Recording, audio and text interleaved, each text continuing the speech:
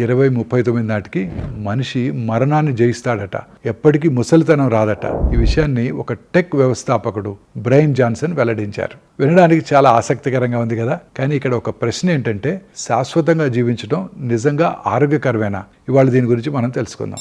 మన శరీరం శాశ్వతంగా ఉండేలా తయారైంది కాదు. ముసలితనం అనేది కేవలం బలహీనత మాత్రమే కాదు, ఇది జీవితంలో అనుభవం, నేర్చుకోవటం, సమతుల్యత కూడా.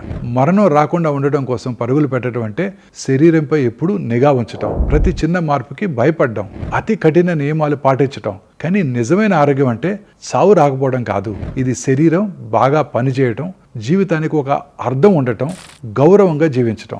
మంచి జీవితం అంటే గుండె ఎంతకాలం కొట్టుకుంది అనేది కాదు, ఎంత బాగా ఎంత సంతోషంగా జీవిస్తున్నాము అని. మన పెద్దలు శాశ్వతంగా జీవించలేదు, కానీ బలంగా, కుటుంబంతో అర్థవంతంగా పూర్తి జీవితం గడిపారు.